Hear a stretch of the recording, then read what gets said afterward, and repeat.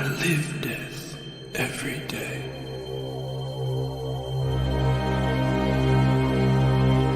I am surrounded by it, smothered by it. Look at you now. You would have everlasting life. You seek to defy death, yet you cannot even defy sleep. And our like sleep is to death.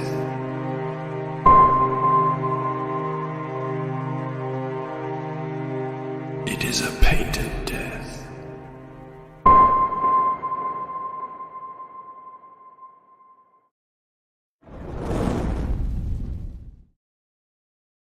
Murph and Dirk and Dirk and Murph and Murph and Dirk and Dirk. Hey, everybody. Murph and Dirk, Dirk and Murph. How's it going, everybody? So glad you all joined us tonight. Looks like we have quite a few people in the chat, which is really great. Tonight we have a special guest with us. Been wanting him to come on the show for a while, so it's great that we finally got to have him on. Yeah. And we're very happy about it. If everybody could give a warm applause wherever you may be, who knows, for Michael Bancroft. Hello, hello. I feel lesser with my beard game, and I should have put one on somehow. You guys are just killing it. You have like a Santa one around somewhere that you can just. Well, you didn't take it down. Chin has sent me a couple of beards. They're all awful, horrific to wear. But yeah, look, I guess I'll just have to cope. Yeah, that's awesome. Well, Rob took his completely off, right? I mean, at least you're not down there. Oh, he didn't take it off. Will Smith slapped it off. Oh, right. I saw the get over it. Yeah. Who's going to make that video, man? I can't wait to see that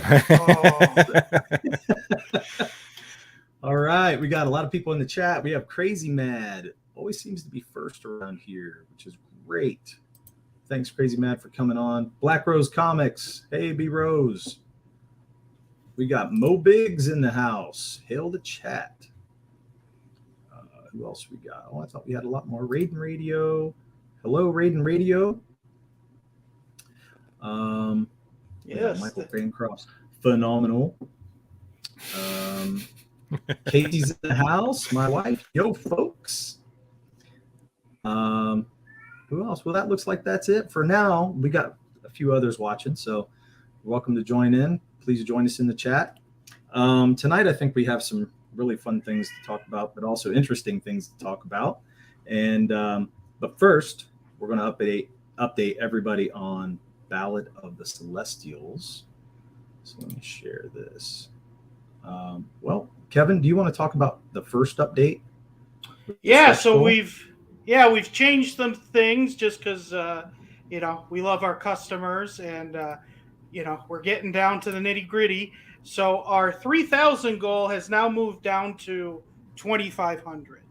So the metal card of our character Mare will now be available. We're very close to that goal. So hopefully we can hit that by the end because we really want everyone to have that. Exactly. And so I think we should be able to hit that. We'll do something. Well, let's show it real quick just to show everybody where it's at. Are you going to play the video that you were given? Yes, I will. Give me just a moment. First, I wanted to let everybody see what we're going to give and to see that we've lowered the stretch goal in our campaign to 2,500. That way it's a reachable goal because we knew a lot of people really wanted that metal trading card, and so do we. We want to give it out. Mrs. Good Stuff really wants it. Yeah, do it for Mrs. Good Stuff. No doubt. And then, give me just a second to load this, and we're going to play. I haven't seen it. Phoenix said it was sexy, so. Oh, okay. Yeah, give me just a second, and I'll share that. Unfortunately, I can't share the video without showing everybody everything. So let me go there. Why not? We've never done that before. Oh, right. Yeah, never. And let me see. Can you see that video? Yes. There it is. in all its shiny glory. Is that Phoenix's hand? Yes. Yes, it is. Are there any traces of blood or fibers? There might be. Let me see. Yeah, we'd have to let's watch closely again. I don't know. Oh, the video's that quick. Okay. Yeah, it's really short. He's showing me how it shines. Practically a GIF. Yeah, it is. Yeah. It is. But the thing I love is that it's squared. I like the squared edges. He said, "Do we want to round it?" And I said, "No, I think I like the squared edges." But then you're talking blood. You prick your finger. People can be pricked by it. That's perfect. Right. That's what we want. So maybe it's and they not the double up smartest as thing weapons with the sharp edges. If you've got, Right. if you can get a good flick, Yeah, I mean, flick. that's a deadly That's right. weapon. Oh yeah. Turn into Gambit, man. They'll just be flicking those things on everybody. So, well, we did look over one thing today, and that was Crazy Mad's question of the week. We have to scroll back up here and get it. He basically said, okay. Question of the week from Crazy Mad. Would you rather be able to read minds or move things with your mind? So again, I have some questions, Crazy. Hmm. Now, with move things, can you move like a stadium, like Magneto, or is it just like moving boxes? Boxes. Yeah, there's practicality in this question because Yeah. when we think of this stuff, we tend to daydream of ourselves in comic book universes. I think it'd be great. You do. As opposed to the reality of the situation. And that's a good thing, because if you can move things with your mind, other than being a bit of a carnival sideshow, you'd certainly be a bit of a an attraction. What are you going to do? You're going to become a delivery man? What are you become a furniture mover? Okay, if you can move stadiums, sure. Yeah, you can parlay that into something. But the poker player in me, I want to be able to read minds. Because then now you're talking like, now you can become a real supervillain. Like, you can go all the way with that. Because you would have to presume you're the only person in the world who can do it. And even if you're not, I mean, you could parlay that into something. Yeah, I think you're exactly right. But you know what? I don't think Murph has the mental capacity to move stadiums. So he would never be a supervillain. Crazy. You need to give us some laws here. Like, the more intelligent, the more things you can move. Like, we need, because that's a huge difference. Because if I can just if I can just do the Mel Gibson "What Women Want" thing, compared to moving boxes. No, it worked out really well for him in that movie. As long as you can turn it off. I mean, you wouldn't want this. I agree with that. Yeah, you would only want it in certain instances. You do a little bit of this, like, no. And then you would figure things out. But yeah, you wouldn't want the onslaught of just what anyone's thinking. I think that's true. So Raiden Radio says I wouldn't, because it would be the end of poker. Ooh. No, it definitely would, yeah. Yeah. If you could read minds. And that's true, actually, what Mo says. I mean, you wouldn't. Yeah. What's the point, Though, wouldn't it suck too if you just got it like today and like you really hear what your loved ones and friends think of you, and it's like, fuck, no one loves me. Like, no one likes me at all. Like, I like it when you get a power, there's some you have to make some sort of payment. There's a downside to it. So maybe it's like it's something you can't do for a prolonged period, or it's exhausting or whatever. So it's like, it would be fun. You put your $10,000 down into the main event, World Series of Poker, and it's like, it's going to be 5 grueling days, but it's all you can really muster. That would make it worth your while, I guess. Yes. Although you could probably think of other things to do rather than play poker, just because you can read minds. Oh yeah, there'd be so many things you can do. Somebody has to. So Crazy said, why does Murph always do this to me? And Amanda B says somebody has to. Crazy. So I just wanted to welcome Sumo Thori on the show. Thanks for joining. Amanda B, thanks for joining. And Shadow Punk, thank you for joining us tonight. Yeah, if I have to sleep like Daredevil, the Ben Affleck movie, in water because you can hear everything all the time, That's definitely a deal breaker. I mean, Yeah. If I had to watch the Ben Affleck Daredevil movie, that would be a deal breaker. Yes. That scene on the playground equipment on the seesaw thing or whatever. That's That was terrible. that's a torture in and of itself. It is. Flying, I'd pick that power. You can't really be too evil with it. Kinda, yeah. Flying would be awesome. Yeah. Hail 24 Eyes. Hicks Villain. What's up? Thanks for coming on. Yeah. So great question of the week, Crazy Mad. Thank you so much for that. But did we always decide? gets our- Did we well, I don't know, decide but what- we always get going on it. I mean, he always gets it churning whenever he does that. So he does such a great job with it. So I'm so glad that's on our show. I'll say mines. I think I'd go with mines. Yeah, I'll say mines. I don't need any Yeah. excuses to be even less physical. Yeah. You know, picking things up with your hands and moving them. Right. It's like it's some of the only exercise I might get. So yeah. It's true. Yeah, you would I mean- get what is that whenever you're atrophied? You get atrophied. Exactly. You're just sitting you there didn't have because to move? eventually you just start picking yourself up and moving you around. You just be like, ugh. And then you just Yeah, you wouldn't have to rise wash up yourself. and You just have float to do it for you. Yes. I mean, you would have everything do it for you.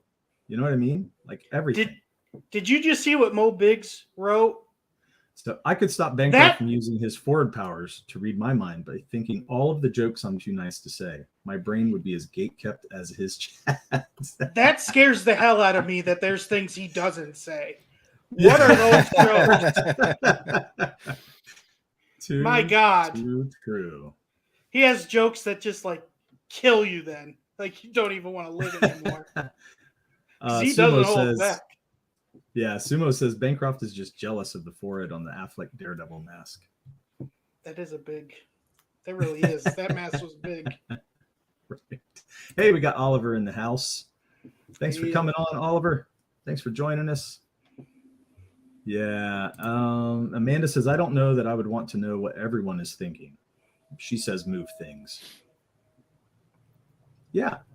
It would be fun Like, we to. need to It'd be fun to Look, screw with people. Like they think there's a it ghost. would be or, like, cool. demons. It would be cool. It would be But cool. like, how practical is it going to be? Yeah, That's all I'm saying. agree Like, with- how I often are agree you with going to that. use it? What are you going to do with it? It's not like we're going to be going out and fighting supervillains in the street. That's all I'm saying. So, Yeah, I agree with that.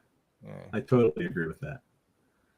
Okay. So I want Much more likely to be like, I'm going to get a Coke. Hold on a sec. Wait a minute though. Yeah, got it. What if you can move yourself and you can make yourself fly? Ah. Ooh. Okay, well that's an interesting thing. Usually that isn't included in telekinesis. Like Well- Professor X could have just been, like floating around with his legs sort of flopping like an octopus. But he never did. There was a Well, because he doesn't have it. sort of self-respect thing there. That would have No, been he a could only terrible read visual. minds. He couldn't move things. Gene Oh, he could. moved and things. Gene No, would you're fly. right. Oh, you're Jean right. would fly. Yeah, Jean Grey was the one who had that ability. Yeah, And no. she could fly okay. with it, so Yeah. I All guess- right, I stand corrected. Maybe it is. Shadowpunk says the CIA would find you. And I like believe the that's idea of true. Professor X dancing though, like a puppet. Yeah. Well, the flopping of the legs would just be Yeah. terrible. Yeah, his limp legs just hanging. That's like Charlie Murphy telling that story of Oh my god. what's his name? Who is it? Who was it of? Charlie Murphy. Come on, help me It's out. yeah, the singer. It's Rick Somebody James. in the chat. Rick Rick James, James. his legs flopping on. He's like, His my His legs, legs. my legs. Yeah. They Crazy could Man afford said a I'd new use- couch. Yes, that's right. I'd use the moving powers to fight Bancroft's alter ego, the Gatekeeper. Man, thank God Bancroft's on. I'm getting it easy tonight. The chat's usually Yeah, attacking they're me. really laying This off is of nice. you, Murph. It's This is great. nice. So one more thing we know want what to I did share, to and then we're deserve going to this. get into the topic. Share one more thing, y'all. As long as everybody's good with it. We're going to share a page. It's a brand new page. We just put it out on the update for Ballad of the Celestials. Here it is. We just got this page back, I don't know, Friday. And we're very happy to show it. Yeah. So This is Mare coming in. You remember the cover of the homage cover where he smacks the beast and This is where they meet. This is it. This is the action. Does he get an axe smack? Yeah, man. He gets that hammer smacked right on he gets hit by the hammer, not the axe part. Yeah. And so the flat part, and it just cracks him in two, which is great. And he ends up into the wall of dirt. So, yeah, we just sent this update out to everybody that's signed up or backed our campaign. So we hope you like the page. Dio Lima just colored it, and man, he is just doing a killer job of coloring our pages. He got the atmosphere behind the guy. Instead of showing like the dirt wall, like further down in that ravine, he's actually like showing the anger and the like this. I don't know if you'd call it a righteous anger, maybe, that he's coming after this beast and just with the red. Yeah. And the orange filtering in the middle. But it looks so cool, and I love that effect. I feel like he's so good, like when he just does things on his own, where, you know what I mean, where he just goes with things. It's always worked. Yeah, this was his suggestion. Because at first he had Sky behind him, and I said, no, he's not up in the air at that point. You know, he's down on the ground. He comes down and smacks him because they're at ground level. And and he was like, well, let me suggest this. And then he put it on there, and I was like, wow, that's fantastic. So I was really happy with it. And you just got the sun shining on the hammer axe there at the top. And I'm loving every bit of it. So thank you, Dio Lima, for doing such a great job on our pages. Here's the cat. People want to know about the cat. Hi, cat. Hey, there she is. Hey, kitty. Man, I got the mic just so she wouldn't pick up. Yeah. Shadowpunk says, great page. I love that killer gleam on it. Yeah. Yeah, thank you. How many pages do you have left? Oh, gosh, man. Yeah, still 20. Like 20. Still pushing more that like boulder up the hill. Yeah. Like we all are. It's what it is. We got time, though. We still have some time. I think we're going to get it done. It's just, still pushing. We still have to get it lettered, too, and then printed. Seems so daunting. But there was an interesting topic in the chat, or in the Twitterverse today, that Dojo Kun Comics threw out. And he was talking about basically big CG artists versus little CG artists, and how the little guys seem to be getting, I don't know, what would you say, pushed aside, left out? I think overlooked is what he was saying. Overlooked. Yeah, lost in the shuffle, I think, is the actual quote that he put on there. So I just wanted to talk about that for a few minutes and see what everybody thinks about that. It was a great discussion on Twitter. A lot of people were chiming in. We chimed in, just as new creators. I felt like, I don't necessarily feel the way Dojo does, but I understand where he's coming from. But, I want to. It's a sentiment that has been popping up since the beginning of this thing. And it does bring up interesting points. I've talked about this thing, going, on and off for the last 2 years, it seems, and it just never seems to kind of go away. I like you, I have a different perspective to Dojo, but I do understand what these guys are saying. But I think a lot of it comes down to mindset, sort of how you're approaching it in the first place. And the kind of the reality of the situation. I know a lot of people don't like the fact that if you want to self-publish a comic these days, the number one advice seems to be, well, go out there and get good on YouTube, build an audience that way. And a lot of people either don't want to do that or don't have the ability or time or whatever to do that. So it does sort of create a difference between creators, those who have an audience that they can tap into at any point and those that don't. And again, I don't even know that's a problem. Well, when I look at that though, Kevin and I were talking, Murph and I were talking about this. We were saying, I don't feel lost in the shuffle though. I don't feel like I'm never seen or never heard, or that I don't have my own community going on. We made a lot of friendships in CG, and with that, they've really taught us quick a lot too. Yeah, and they've really look at us now. I mean, we're on YouTube. Yeah. My start was on your show, Bancroft. And we were talking about the CG thing, about the Wikipedia thing and how it was off, and the articles and that were coming about CG, and I was talking about how I didn't see that as a new person in the community. I didn't see that at all, and that's part of the reason why I like this community. I was seeing the exact opposite. Well, by sticking around and learning from all these guys, and you, Rob, I mean, we listen to Rob's a lot of the other videos. creators. Yeah, they're great. So, did Murph and I make mistakes? Yes. Oh yeah.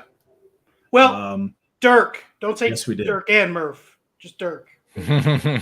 We all make mistakes, Yeah, some yeah, more yeah. than others, but we all do it. Yeah, but there's only one Especially reason when it was we're only learning Dirk out. making mistakes. It's because I was the only one doing anything. I can't help it if I'm falling asleep. That's not, that's just. Yeah. This is a great Mo point says- by Mo. Yeah, I don't get what those people are upset about. What were the options before YouTube? If they work so great, go do them. Yeah, I don't disagree with this that. is the thing that I always say when this topic comes up, which is as opposed to what, as opposed to what else. There wasn't a situation where people who didn't have a pre-existing name could go and find an audience of people who were potentially wanting to invest in and back and buy books from pretty unknown creators and unknown properties. Now that exists now, but it is incredibly competitive, and it's only getting more and more competitive by the month. So I always say, let's get down to fundamentals here. What are we doing? We're trying to convince people to give us $25 plus shipping or whatever it is. That's what we're trying to do. So how do you do that? How do you do that? Well, that I agree with you. That's it. It's the marketing piece. And I think that's the hardest piece. Most creatives don't do well at that. Well, because when I think about where I started from, I'm learning everything. It's all been a learning curve for me. So for one, not only was I learning how to make a comic book, I was learning how to draw it. Then I was learning how to ink it. So that's two skills that are usually two different people in the mainstream, right? Then not inkers only are that, just tracers. Yeah, right. Well, when you're the artist, I'll tell that to Artsy Bear next time. Oh no, I love Artsy Bear. Please no. So, but then I was learning how to be a project manager, and then I was learning how to, be a YouTuber, and I'm still learning all these things. I'm still on a learning curve, but I feel like neither of us like to sell. Like we're really bad at. It's terrible. I hate being a salesman, but on the other hand, I'm like, hey, that's what this is about. You know what I mean? And my personality, I'm not a forefront type of guy. I'm usually back chilling out, listening, just hanging. You know what I mean? So it's very difficult for people like me, but I feel like I can get in the mix and push myself. And I feel like if you push yourself, and that's what I've done, it's working. We've met our micro goals. You know what I mean? We've hit little goals. Well, so I don't mean to take up all the talking points, but I'm just saying I feel like we've pushed and things have worked. Well, and even what like Bureau says, it's an investment of time. And so I want to say two things. That what you said about like when me and Derek started our book, we didn't know Comicsgate was like a community. We thought it was just the bigger writers having problems. We were just going to go to cons in Ohio and sell our book that way. So this is way better than doing that. And then I always looked at this from the start as a business. Most businesses, you're not even making money back your first 5 years. So to me, it's like, if when we get to 5 years, then maybe, but that's how I kind of look at it. You got to just put in your time. You're going to have the lows but you learn from them. To me, I like the mistakes because you learn from them. You don't make them again. Yeah. Yeah. Yeah. Michael And T. that's High Desert interesting Comics that says- you talk. Oh, sorry, go on. Go ahead. No, you're good. You're good. Look, I was just gonna say, you know, people do come into Comicsgate and you know, they sort of see how it can work for some people, and there's a perception of what it can do. But when you get down to it, the reality of the situation is a lot of these quote unquote bigger creators, they have their own fans from other things. Yeah. It could be from YouTube. So like you get a guy like Ethan, for example, he's got fans from DC. He's got fans from YouTube, like from the Fandom Menace back in the day and the Star Wars videos. He's got fans from his YouTube today. You know, people just stumble across his channel. And then he's got people who just really dig Cyberfrog, and there's a lot of them, right? And so you look at a success like that, that's like firing on all pistons.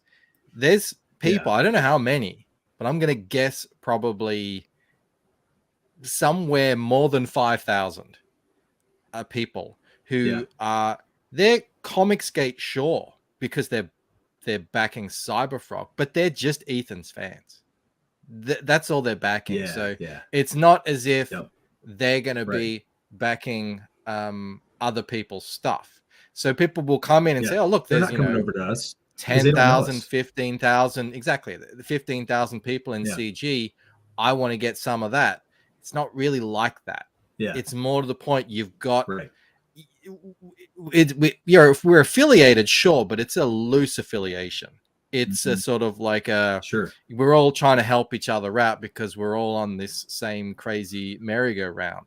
But at the end of the day, every single creator is responsible for their own audience. You can't get past that. So, well, even like when you think about let me read. It's like even with the big stuff, it's not, you know, people who buy everything Batman don't mean they buy everything X-Men or everything Spider-Man. And those are huge IPs. And they're people who will only stick to just one. Let me read what Mo said. I see a lot of people giving advice like anyone can do it. Just don't ever give up.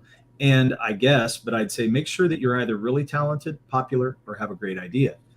I don't know if I fully agree with that, Mo, because sometimes you don't know what your great idea will be.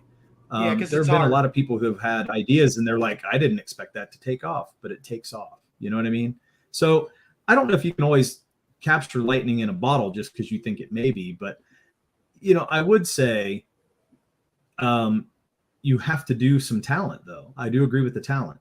Popularity, I think with the way I read that popularity contest. Yeah, and look, that, you know, people use the word popularity contest as a negative, but really, like it's high school. Popular, exactly. As if you're popular for no reason other than you just look a certain way or whatever. Usually, popularity is earned through some means, whether it's talent, fantastic IP, whether you're a really funny guy, or whether you make a lot of whatever it is. But the way I interpret Mo's, sorry, go on. I was going to say, or you do nothing like Kim Kardashian, have a sex tape, and now you're a billionaire. You know. But that's it. Like, she's popular because she has a look. She's got that big ass and the tits and all that sort of stuff. So the way I interpret what Mo's saying is that, look, some people are going to come in here. They're going to work their absolute butts off. They're going to really put in all the time, the hours. They might do everything. They might do a YouTube channel. They might do a comic. They might do all this sort of stuff and still never hit those numbers that others seem to get. And that's just the reality of the situation because we all have different talent levels. We all, and our IPs aren't as equally popular as others. Like, some will hit and some won't. So this is the harsh reality of the whole situation, is that you can work twice as hard as everyone else and still not get there, and there's nothing anyone can do about it. It's some- just the reality of the situation. And because it's art, sometimes it I want to doesn't make a make point sense. to what Hicks like said. like Ninja Turtles. When you think of the idea, the name, that should never work, and it's huge. Sorry, I just wanted to make that point because it, sometimes. Well, I things don't mean, make partially, sense. yeah, but I mean, it grew underground and it had some weirdness to it. So that, back in that day, I think that was something that alternative things really took off. You know what I mean? Having an underground, and that's really why it got so big. But Hicks Villain says same 5,000. I want to make a point to that. Murph and I were on a lot of streams, and he got on more than I did. But I will say that the streams we got on had a lot of the same audience. You know what I mean? So we didn't go and reach out. Our I guess our reach was very limited. And so in doing that, I think we limited the amount of people that could see our book. But it's not that we had a lot of ways to go out there and find, we tried to find things, but that's part of the learning curve. That's part of growth. You know what I mean? New goals would be to find everyone has that issue. Everyone has that issue, right? Just in different degrees, all the way up to the very top. That eventually, whatever like pool you're swimming in, eventually you are going to have reached every single person that's in that pool. And people do come in periodically. We see new people in the chat all the time, but it's not as if it's like a flood of people. It's more of a trickle of people coming in. Sure. So eventually, yes, you're going to be sort of preaching to the converted, and but the onus is on you to somehow get out there and reach new people. That's why look, no one is above this. Tom Cruise has to do a press junket for Mission Impossible. No one is above this. Everyone has to get out there and do this. And like Mo said earlier, even then, even after you do it, some big movies that they spend hundreds of millions of dollars on in marketing and everything look like it should work, and it just doesn't. For whatever reason. It still flops. Yeah, I agree. With that. It's disheartening sometimes. I mean, I feel for Dojo, and I understand why he's because he does work hard. He's on a lot of streams. He does work hard. He's on Twitter. I saw some of the comments on there. Very hardworking. They were saying, well, it's about the work you put in. And I said, no, it's not about the amount of work he's putting in. I think there's different factors. And I think some of it could be the quality plus the work, plus the marketing, and plus several other factors that aren't being mentioned. You know what I mean? And I think that's going to be on him to kind of reflect on that and review it. Because I know even with Murph and I, we funded, but we didn't get like really high. And we were like, okay, so what are we going to do different next time? What are we learning? What are we taking from this? And how are we going to approach it, the next time out of the gate? And I think that's a big thing for us. And we've been very transparent with everybody too. We don't know what the hell we're doing. We're trying to learn as we go. So we're in it for, because we love making comics. All this other shit is part of what's coming along with it. You know what I mean? But we're going to get our book out there one way or another. So, and I just feel like putting my head down and you just keep driving forward, I've done that. Like I've done the whole just work, put your head down. You can have some level of success doing that. Sure. You certainly get a lot of work done. That's great. But like I said at the start, if it's on us to convince, on us individually as creators to convince people to give us their hard-earned money, we're gonna have to market. And you're right, it's not just a matter of doing the work. A lot of these guys are putting in crazy amounts of work. There's X factors involved in this. There's right place, right time. There's luck. There's so much that goes into it. And and just the reality situation is we can't all have a cyber frog on our hands. It's just the reality of the situation. There will always be a hierarchy of most popular down to least popular. It's just a natural emergence of a free market.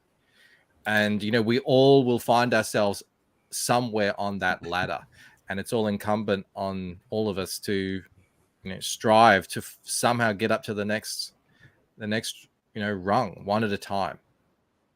Yes. Well, and I think too, wholeheartedly.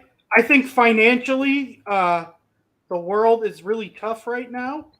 I think you have that, and I think the biggest thing is there's so much fucking good stuff in Comicsgate. There's a buttload of there really is books. a lot of good shit. Yeah. Like, damn. Like, if anyone could get everything, that's crazy because it's very, very good. I'm glad that it's so good because I want Comicsgate to be successful, but it would be nice if there was a lot more shitty stuff out there. There's like I can't. You know what I mean? Like They're less competitive. Yeah, like there's just That's what we so all many wish. good ideas. Yeah, we just wish all your books sucked. No. But there's just so much good art, so much good ideas. Like some of these ideas, I'm like, there are. Boy, that's going to be on Netflix. There's some people, some of these books. I want to say this, no doubt. So Mo, yeah, we didn't think you were taking a shot at Dojo. I didn't think that at all. So I want you to know that we were talking about Dojo, and that's what brought the discussion up. So it wasn't anything at taking a shot at Dojo at all. In fact, I'm trying to encourage him to keep his head up, man, and just reflect on it. And I'm sure it'll work out. I'm sure it'll come back stronger. And he's got several campaigns under his belt. I know he's going to be able to do it again. So, who do we have in? Oh yeah, Greg Levitt is in the house. Hello, thanks for coming in here. I think I said that right. Did I say that right?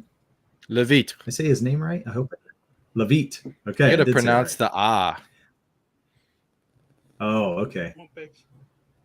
So you do have to say Vite, like it's a tra. Greg Levitt. Oh, okay. I knew you were going to pull out the French. I knew you were going to do that. Okay. I think Dojo probably just bit off it too much, or a bit too much at once.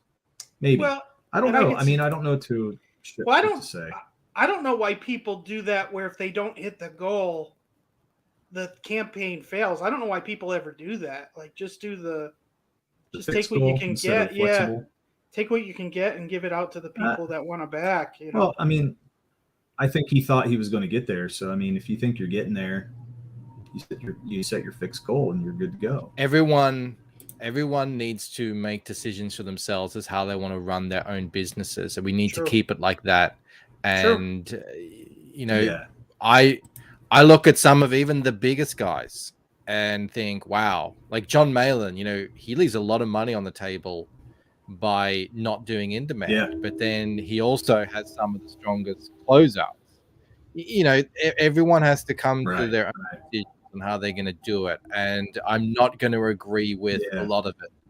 But as well, a lot of us have to sort of learn these mistakes ourselves. You can't necessarily, that's just life. You can't necessarily just be told what to do and what not to do. Sometimes you just have to figure stuff out for yourself. And because it's not a cookie cutter thing. Everyone is different. Everyone has their own, idiosyncrasies and whatever. Motivations. And, it's going to be different for each person. Well, you know what? As soon as Murph and I started doing this, we were transparent. We got the chat on here. So we had Leroy and all those guys. We had them all in here saying, hey, give us some critiques. Let us know what we're doing. And I felt like we were very transparent. It helped us a lot. But then we had to make choices on our own and do it ourselves. We had to take the plunge and do it. And it either worked or it didn't. It was a hit and miss type of deal. We've all got to walk our found own out path. what worked and what didn't. So, yeah. And still learning every day. Like Sumo Thori is saying, how often do creators seek opinions before launching? Like what Bancroft did on a stream the other night seems like it would be very helpful to people. Yes. And Murph and I were doing that too. That's why we did that. We were like, creators need to seek some, if you don't know what you're doing, especially, that's why we were so open. We were like, give it to us, man. Let us know what we're doing here. We've never crowdfunded ever before, right? Everyone has different skill sets, thing. So that's one of the cool things about the sort of community side of it. Is there's so many people who who knows so many things about the different aspects of crowdfunding. So, we can all sort of help each other on that front. But, again, doesn't necessarily mean there's going to be success, but at least you can put your sort of best foot forward. Well, for instance, one thing, we were really doing Facebook. We weren't doing Twitter at first. And Facebook did nothing for us. I don't think it got one sale this whole time. Yeah. I hated using Facebook. Yeah, Facebook didn't help us in the least. I agree with you on that. Twitter was way more beneficial. I wish we started. People keep telling me to get on Facebook, and I'm like, maybe it'll work for you. You know what I mean? It didn't work for us. No. Yeah. I think we wasted time, honestly, trying.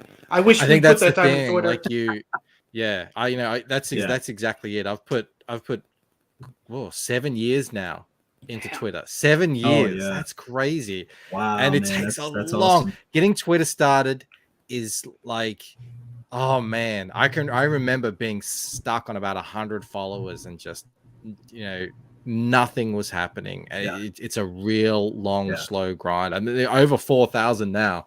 Finally feeling like it's starting to show some payback, but it's right. Yeah, it's a hard grind, that one. Social media. It was hard. I had to learn a few things there to do it, because when I first started Twitter, I hated it and I didn't like where it was going. But then I found out some things from friends, and they were like, well, if you do this and try this, it'll start, building. And then, luckily we were able to find CG where we were able to hit, on a lot of people all in one group. So that helps too.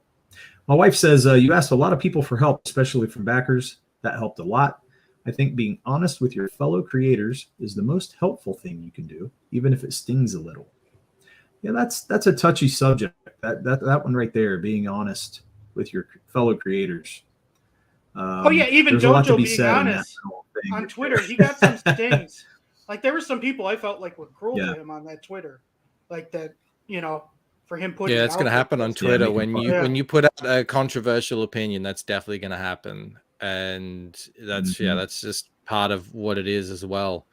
But sometimes you have to kind of say it straight. That's what I did with Michael Odin. I was like, dude, you could be doing so much better on this campaign if you just sort of implemented some best practices stuff. I didn't know how because I didn't say it to him beforehand. I did it live. I didn't know how it would go down, but thankfully he's a real cool dude who's very open to constructive criticism. He made the changes straight away, and the campaign looks so much better for it. And again, even with that, I didn't think it's funded yet, but all you can do is put your best foot forward. Imagine if he got pissed at you and started yelling at you. I know. Yeah. How dare you use this stream to call me out? Oh well, that would have been awkward. Too cool. Yeah, I said to him, I only the only reason I'm telling you all this is because I genuinely care about your success. Right. So exactly. Thankfully it all worked out well. Mm-hmm. Yeah. Ogden, here we go again. Some mild constructive criticism. Mo. Yeah, I just feel like, you do have to watch who you say that stuff to, but I would love to have a conversation with some people about that stuff. There's times when, as an artist, you can see things and you're just like, oh, they need help with that. You know what I mean? Mm-hmm. And I would love to be able to offer that out. It's just a touchy subject. It's like telling somebody they have BO. You know what I mean? It's like, it's an awkward thing to approach. You know what I mean? You don't want to have to tell them, but when you do, sometimes it's really necessary and it can be a good conversation. So look, my chat doesn't have that problem at all. They revel in telling me every single little foible that I have or issue with my art. It's nonstop. But I'll just take that as evidence that they care. It's true. It's true. They're invested, man. I do agree with that. I do think people are invested in what you're doing, which is great. So, hopefully. Greg Levitt says, I'm going to use what I learned from the IGG campaign on the Kickstarter I'm launching soon. Keep learning, keep improving. There you go. That's it. Hell yeah. So yeah, this is the cool thing. Let's get into okay, go on. Well, he was going to say something. Go ahead, Ben. Cool thing.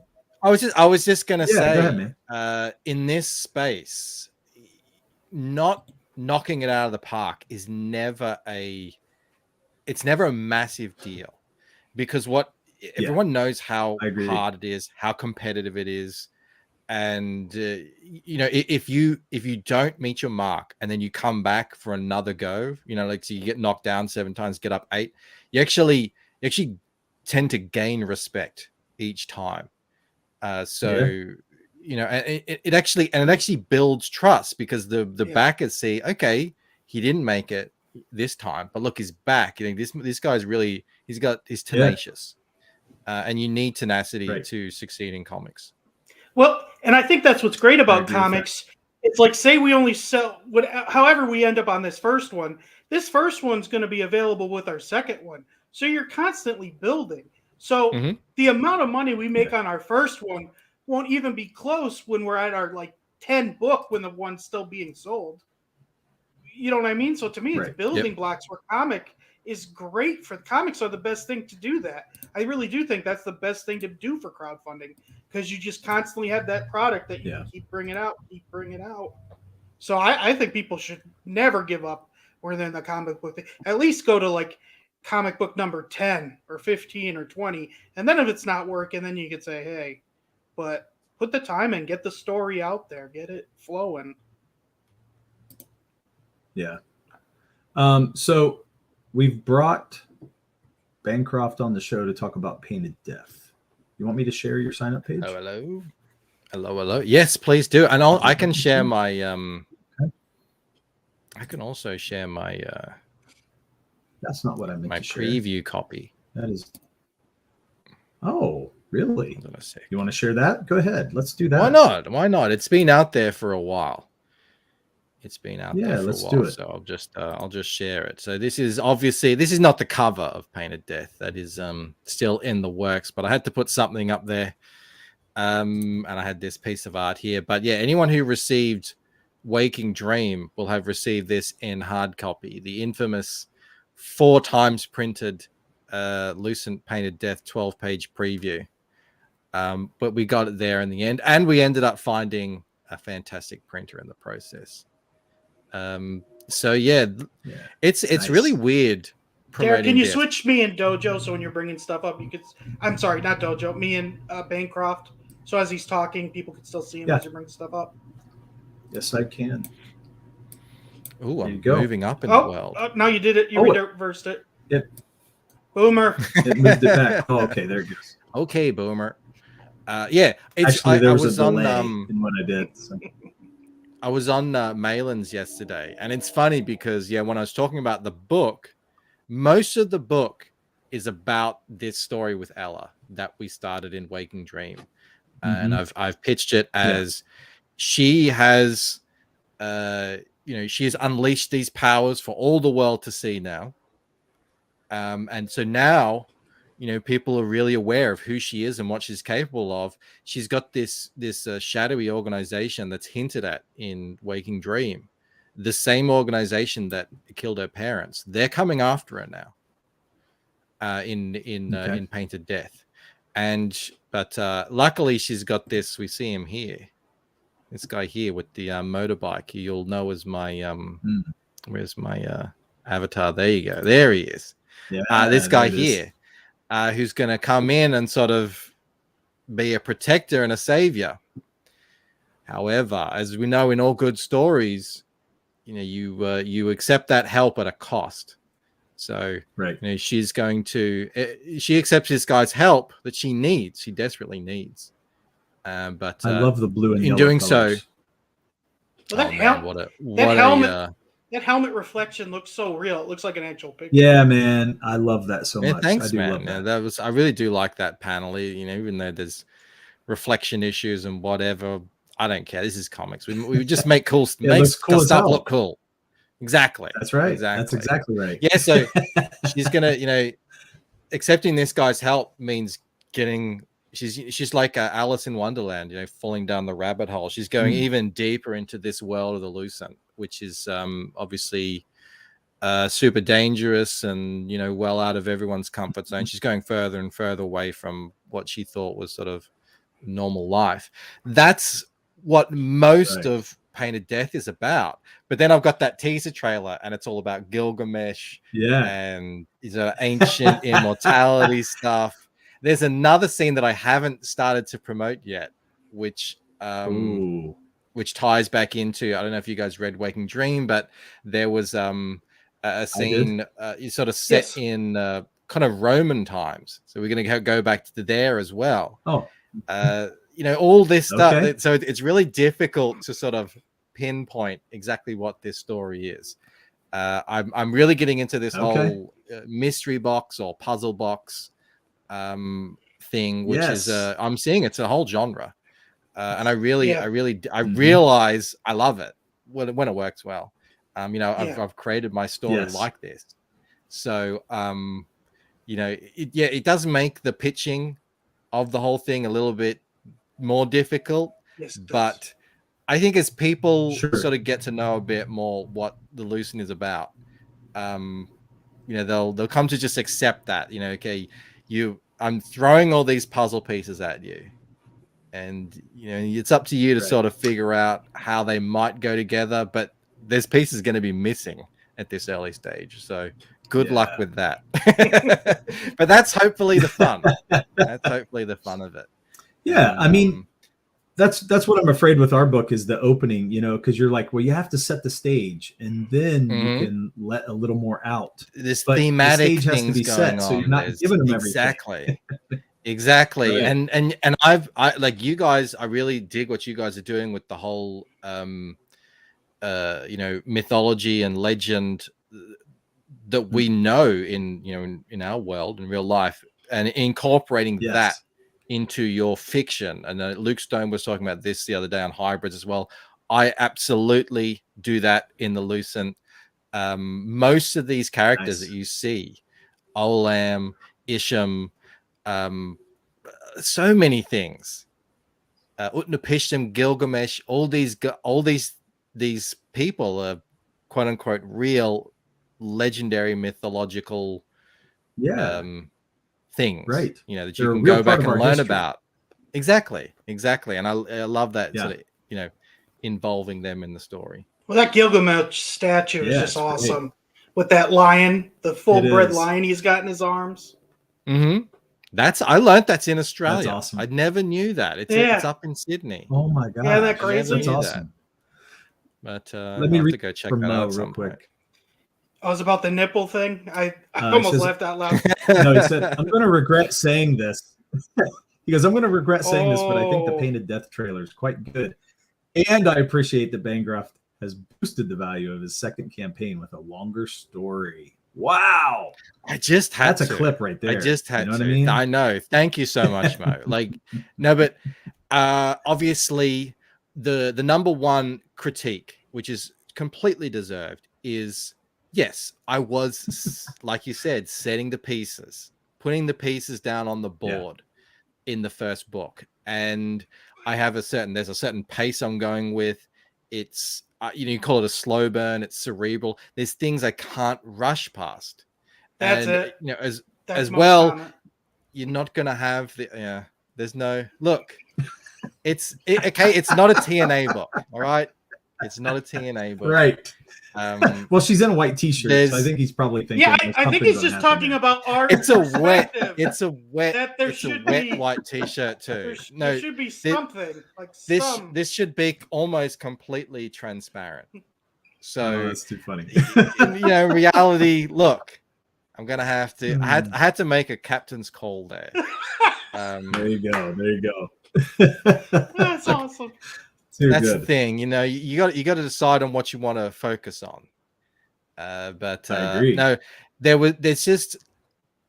I'm hoping that people are going to feel like they're getting much more of, you know, a self-contained story in Painted Death. Obviously, it is still very much part of a series. It's still very much part of a series. So, you know, yes, I'm answering things, but I'm also throwing in new questions. it'll people will get a much better sense of the way every Lucent book is going to flow. So that sort of the linear element of the story is going to become a lot more apparent in this. Just people really liked certain things in Waking Dreams. So it's like, I've got to give that to them. That's what they love. I got that feedback. It would be very silly of me to ignore that feedback. So why not expand on this stuff? Why not give the people a little bit more of what they want? Did anyone give you criticism from your first book that you learned? Just kind of what we were talking before about learning. Yeah, that's anybody? Good question. Absolutely. Yes, absolutely. And some of this stuff, it's like, well, it's a little bit too late to make that change. But what I can do is I can sort of take a step towards certain things. Maybe if I had to start all over again, I wouldn't write this big long epic that's going to take several books to do the full story in. Look, I probably took the whole mystery box puzzle thing a bit too far when I originally had it, and luckily Joe was there to kind of rein me in and say, this is like, subtlety is good, but I mean, this is ridiculous. This is like too slow. No one is ever going to get this. So this time round, I'm probably going to be even a little bit more giving away more pieces of the puzzle, but not getting to the point where it's on the nose. Like, I still want it to be, I don't want to talk down to the audience. I want to, because the fun is like in them coming up with theories about what's really happening. Yeah. Instead of like Michael Bay, where every movie has two characters have like a conversation about everything that just happened. So you get exactly. Yeah. No, I don't want to do that. But at the same time, obviously a lot of people they enjoyed Waking Dream. They liked what happened, but they were left confused. They don't really know what's going on. And I did that intentionally. That was a plan. But I also want to give a little bit more to people that might not necessarily want to do that. So the 90 pages are going to help that. And plus, we're just getting more into the story. So, more is revealed. Yeah. Except for the nippies. None of that's revealed. The nips. Pokies are still tasteful. No. I love the Hick villains. Pokies are still tasteful. And then Snuggy has the finger pointing up there. That's just awesome. Yeah, it's true. He did. I showed him. We just didn't talk about him yet. But so I feel like our story does that a little bit, like with a couple items, not with the overall story in the first issue, but we have a few little things that we allude to, and the reader's going to see it, and they're probably going to go, "What the hell's that?" But sometimes you have to because you just don't have enough time to like. Yeah, I mean, it's about dangling the carrot. You know what I mean? We want to dangle the carrot. It keeps you interested. It makes you want to go to the next book, and all will be revealed in good time. So, yeah, and as well, it's the format of a comic book. So you've got a page, and then you've got the double page, and then you've got the book. So they're sort of like set pacing parameters that you have to tell the story in. And you don't have like a TV show. You can't just let two characters talk to each other for friggin' 150 pages straight. That's and that's sort of what would happen if it was a TV show. You can't do that in a comic. You've got to switch things up. You've got to be more succinct. You've got to be more on point. So yeah, there are challenges, especially if you're writing something that you want there to be mystery and fun and all that sort of stuff left in there. Yeah. Derek, do we have time to put a dangling carrot with the horses? Can we put that in one of our pictures? No, we do not. Get in there on the nose. That's right. Oh man. Bancroft has dangled a lot of things in front of the chat. I don't recall a carrot being one of them. I was just eating a carrot. I'm trying to be healthy. Hey, there you go. Well, we have reached an hour. You're more than welcome to hang, but I thought I'd call that out and let you know that we are at that time. But we like to be we're having an such hour, a great discussion. But I don't think we've ever hit an hour. I don't think we've ever actually done. We've hit close. We've done it very close. We're not. Well, if you want to bring up the or I can bring it up the sign up page. Yes. Yeah. Let me. Do you want me to bring it up, or do you want to bring it up? I think I have it. So let me see if I can share it, if it's the right one. So let me check real quick before I remove this. Yeah, I have it. And so I'll stop this. And Sumo Thor is like, art looks great, Bancroft. I guess. There you go. That's what you wanted? Yeah, there it is. There it is. Yeah, right. so yeah, if everyone who hasn't signed up wants to sign up, that would be very much appreciated. We just passed 500 signups, which is crazy. Wow, that's awesome. You want to talk about like, the benefits of, putting in work, building your audience. I mean, that's crazy. What'd you get on your first issue? Yeah, so by myself, I got like 60 on the first one. And then it was on that for forever, they made 4 months or something. And then on just the week before I launched, I managed to get onto John Malin's and Cecil's streams, and their audiences pumped it up to 260. That's so awesome. Oh my gosh, that's awesome. That was what I launched with. So now, this is yours is the second show I've actually gone on and talked about Paint to Death with now. To be at 500 already is nice, man. Yeah, it's crazy. It's we were great. Sharing your trailer as soon as you released it. We started putting the trailer out on our show. So yeah, thank you so much, everyone who's been doing that. I mean, that's like I really like this. And again, this is the teaser trailer. I will have another trailer when the campaign launches, so there's something new and exciting to share. And this teaser trailer is all about the first 20 pages of the book, which is the kind of I always have a prologue at the start of every story that sets the tone and tells this ongoing story of the mysterious connection to the past that exists within the Lucent. So that's what that trailer is all about, obviously. But I really like the rest of the book. Is about Ella, and so I'll make a new trailer that's sort of more connected with that. Be really a bit more punchy, a bit more action-packed. But it's been great that people have really taken to that. I like, they like the sort of cinematic element of it, and that's sort of what I'm trying to go for in the book too. We'll see that. Well, I want to tell you, my wife is very good at color, and she's really, she's got a great eye for that kind of thing, and she says the color looks great.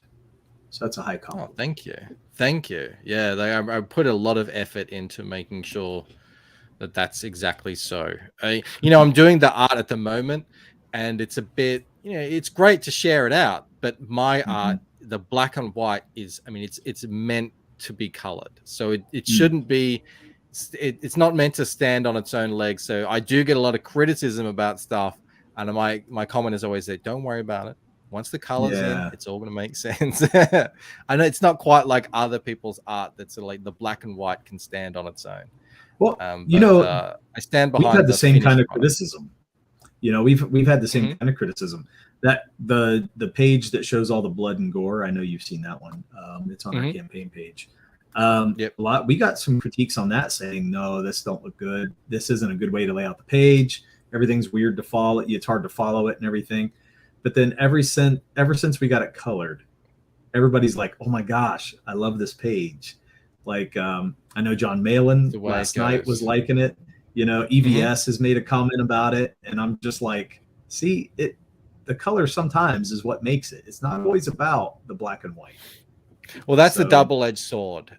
You want to show people what you're working on. You want to get them involved and invested in the process, which I think is a fantastic way to crowdfund a comic.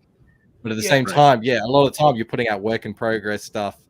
They're seeing how the sausage is made. It's not how it's going to be in the final thing.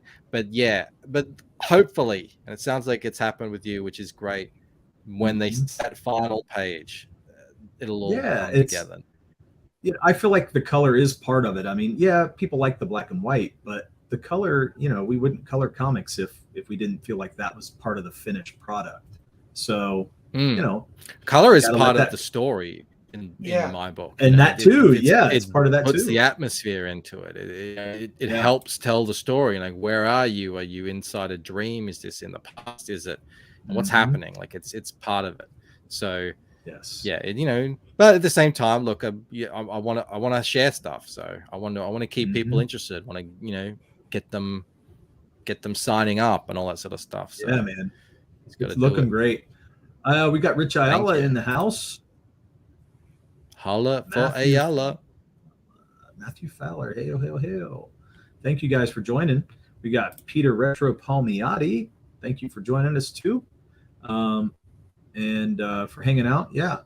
But, I'm loving this. If you guys haven't signed up for the Lucent Painted Death, here is the page. I have pinned the link in the chat on YouTube, so you guys should be able to see that. So if you go Bancroft, did you do the music yourself? Like, do you have a piano in here? Yes. No. I bought a cinematic trailer package.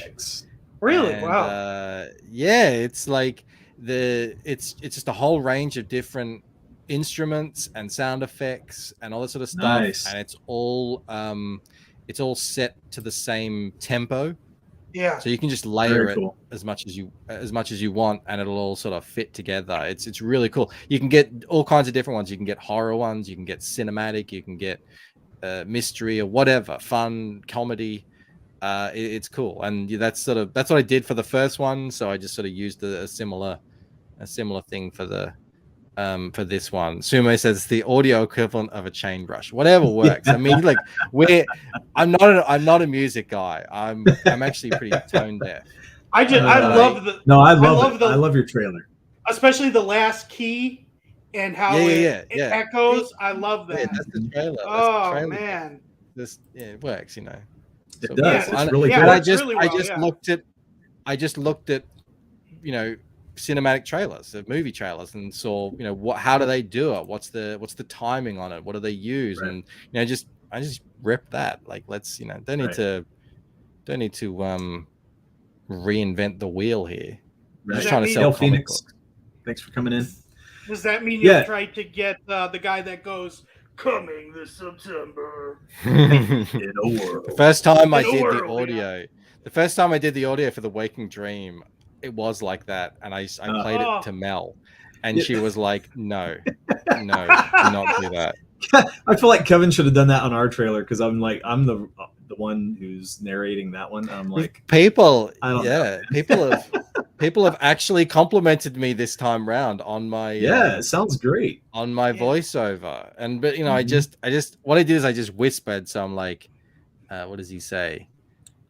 You see us who have conquered death, like that, just getting real close to the microphone, and then you just play around with it in Audacity. You add reverbs and echoes and bass amplifiers and stuff like that, and voila, you got something cool that doesn't sound like you.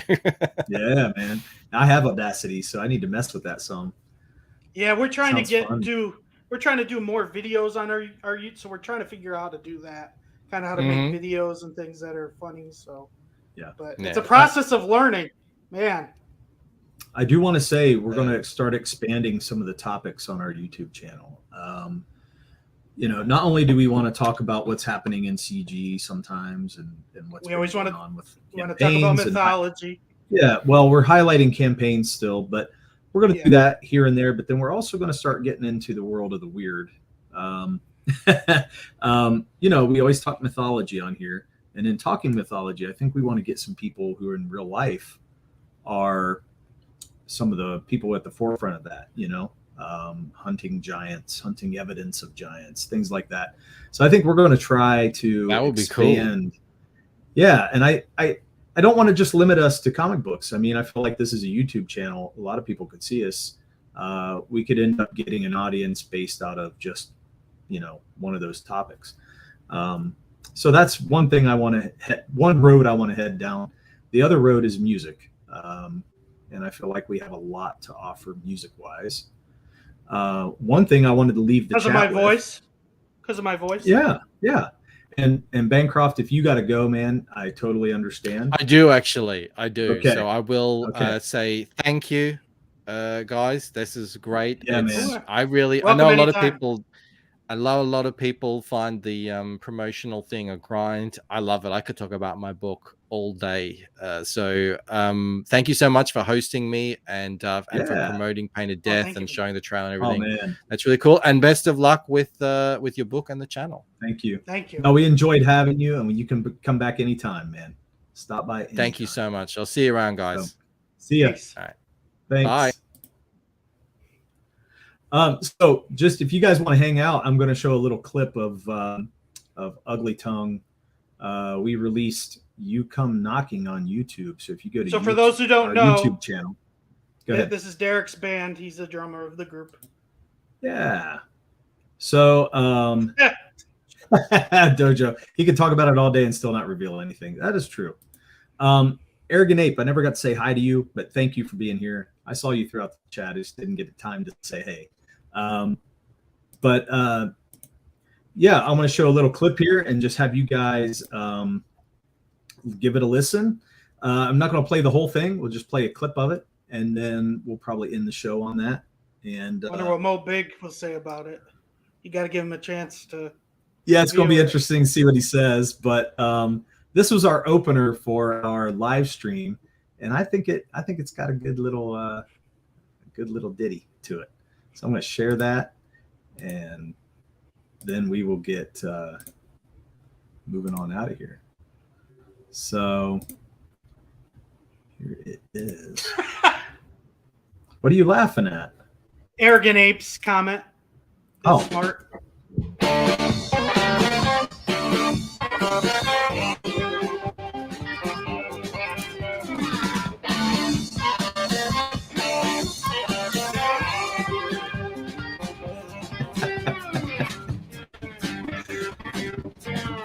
No, I'm not Arrogant Ape. He's going to get his. Don't worry. You come knocking up on my door. Wonder if Mo left. He might have. I don't know. Oh, take back your diamond ring, honey. There's a lot that you said, but I'm stuck in that thing. Yeah, it's all mine. I doubt. So mine. Ain't nothing to do.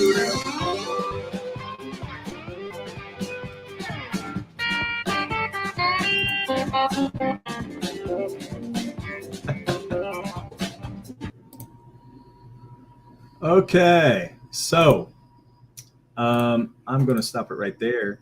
But thank you guys for coming in. Apex Comics, I never got to say hi to you either. Thanks for stopping in tonight. I'm glad you liked it. Ape, go check it out on YouTube, man. Go look up Ugly Tongue Music. And it should be right on there. Yeah, man. Yeah, Peter was tapping his foot. Look at that. So yeah, how many songs do you have? How many did you guys put up there?